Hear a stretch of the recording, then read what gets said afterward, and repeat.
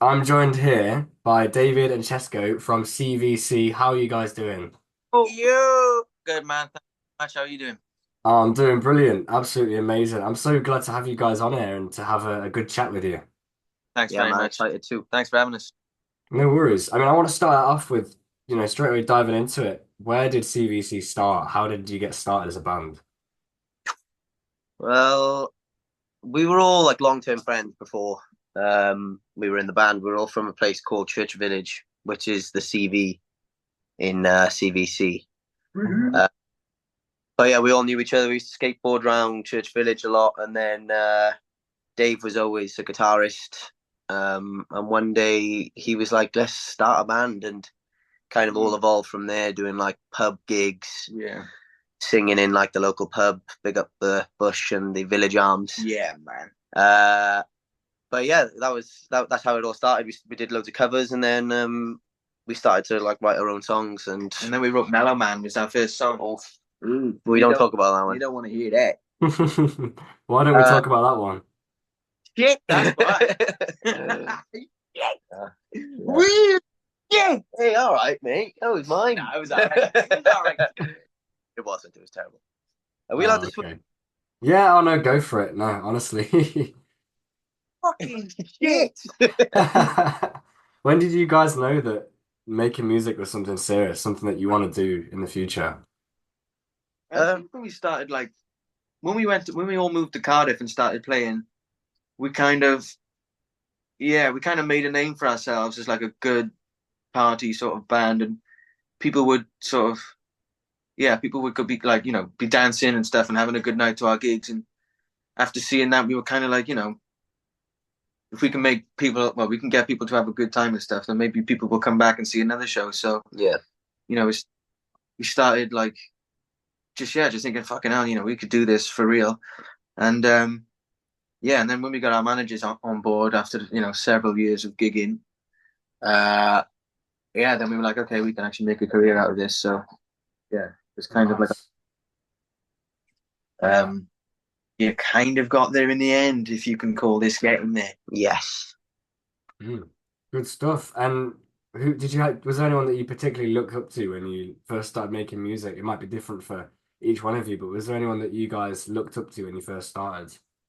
I think like we took but especially with the first album, took like a lot of inspiration from bands from the 70s, 60s, Yeah. and maybe the 80s, which maybe isn't the usual thing you hear these days from like modern bands, because I wasn't really interested in like modern bands anyway, so none of them really interested me. Yeah, but also like bands in Cardiff as well, like Buzzard Yeah, and Boyazuga, showed us that you could be from Cardiff and also make headlines. Because Boyazuga were on with Jules Holland and stuff, and fucking Buzzard were supporting Liam Gallagher or Noel Gallagher or some shit. yeah, And so when bands who you're friends with on our next door neighbors essentially are doing shit like that, um, it's like, maybe we can do that too. So that I think Buzzard and Boyazuga definitely were big inspirations for me personally, yeah, to see their ambition and drive and stuff, and to see them actually achieving their goals and stuff.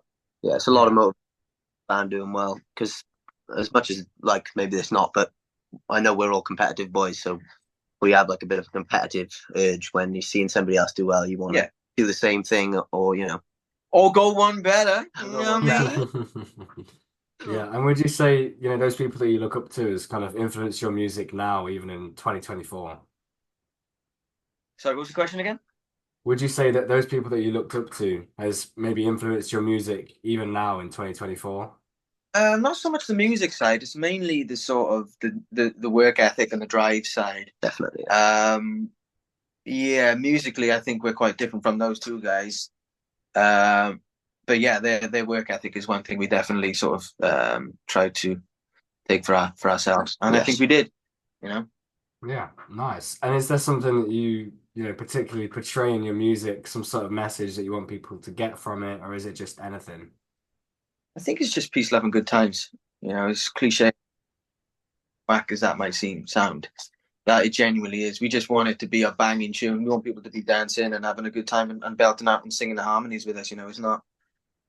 That's not to say it might change in the future, but right now I think that's what we're focused on. Is just Yeah. getting a nice fucking chorus and getting everybody singing along. And what's it like when you've made this music in a studio, you put your hard work into it, and then you get out there and you're gigging about and people are actually enjoying it? How does that actually feel after all that hard work? Yeah, it feels immense. Like it feels great to see. Like we just came back from a little couple of gigs in Amsterdam, and go to Amsterdam and you're watching people singing your words back to you, and it's like absolutely mind blowing how people that far. Well, I know it's not that far away, but still across the channel, Yeah. singing your words back to you, Yeah. and it's no feeling that beats that. Sometimes when you're on stage and you got control of the crowd, and yeah, it's a great feeling, man. Would you say that obviously you're reaching audiences from all over? Would you say that social media has impacted you as a band quite a bit? I don't even know, to be fair. Most of our stuff, I think most of our success comes from live gigs, That's how we started in Cardiff. That's how we got noticed. Our social media presence was very, but we weren't a sort of band who were doing videos and TikToks and stuff like that. I think we built up our fan base through sheer rocking concerts.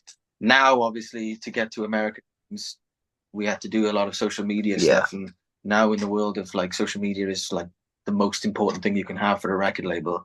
Obviously, we're sort of getting behind it a little bit now, but still, we don't.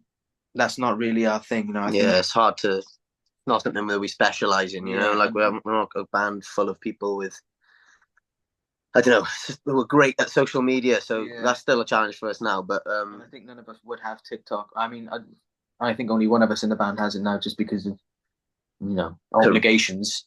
But would have it had we not been in a band and need to do it. We're not sort of that kind of people. But yeah, I think we definitely got a reputation of outside of social media. Yeah, definitely from, like Dave said, just from live playing mostly. And what's the most important thing that has affected you guys that you could maybe give a bit of advice to upcoming or new artists? What's the most important thing that you've used throughout all this time? You got to believe in yourself, I think. And bangers are currency. Yeah, the songs are currency. Work on the songs, and yeah, I think the hardest part of being a musician is fucking believing in yourself when people say they don't like, not that they don't like it, but showing somebody a song that you've worked on for a month and then they go, "Hey, that's pretty good, man," and you go, "Ah, fuck, maybe it's shit." Yeah, like that. Getting to be able to deal with those sorts of comments and be like, that's the hardest part. So you just gotta fucking, if you think you got something, don't rely on anybody else to tell you that it's any good. You just gotta believe that it's good. And that's, for me personally, that was the biggest thing. When I got to a point where I was like, I don't give a fuck what anybody says. If I think it's good, it's good. Yeah. And obviously listen to your fucking bandmates as well. But yeah, you just gotta believe, man. And you just gotta keep going, you gotta keep writing, and you gotta keep chipping away. It's like fucking excavating the fucking Sphinx. You know what I mean? Yeah, I was gonna ask you what keeps you motivated to keep going, but I guess you've kind of I guess you've kind of covered it there, what the thing that keeps you motivated to keep going. And I think it's really great that, you need to believe in yourself. Otherwise, you're never really going to get to where you want to get to. Yeah, it's also like me and the boys all have an absolutely amazing time when we're on tour and when we're in the studio. So not much need for motivation because we love what we do. Yeah.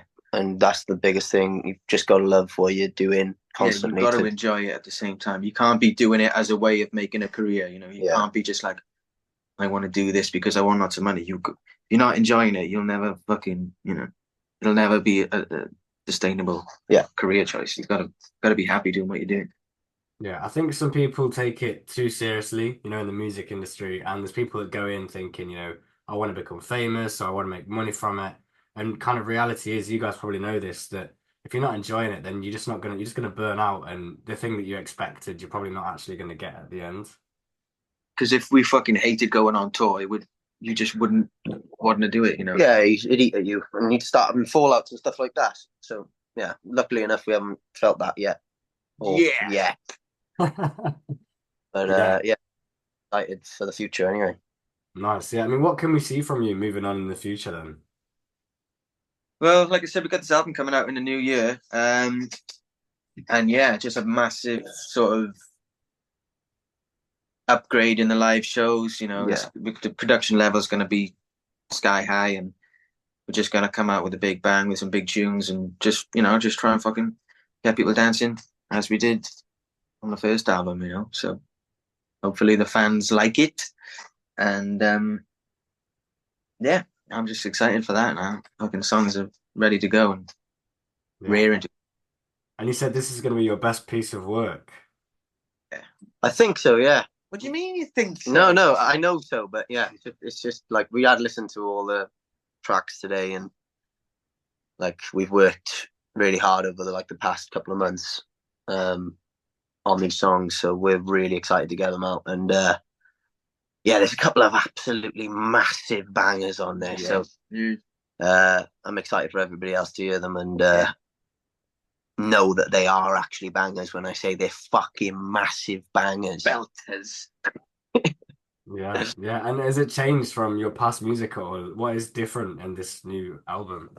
There's a lot more synths, like a lot of it, the previous album was probably mostly guitar music. We haven't got rid of the guitar music completely, but we've had a bit of experimentation with a lot of synth sounds, and some just maybe made it slightly more poppy and had some fun with different tunes, experimenting with different genres and different sounds, and they sound fucking great. Yeah, I think the new track, The Lowrider, is a good representation of where the music is going for this album.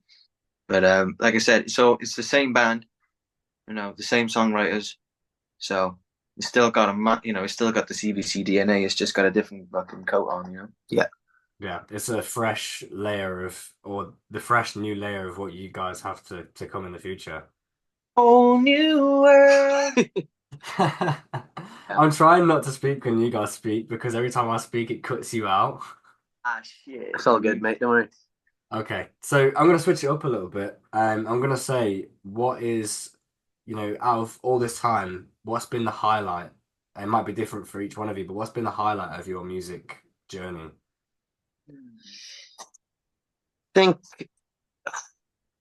alongside this studio process, which we've had, which has been absolutely amazing, the America trip, which we had, we played the first one. Yeah, the first one we played Bonnaroo and a couple of different states. Yeah.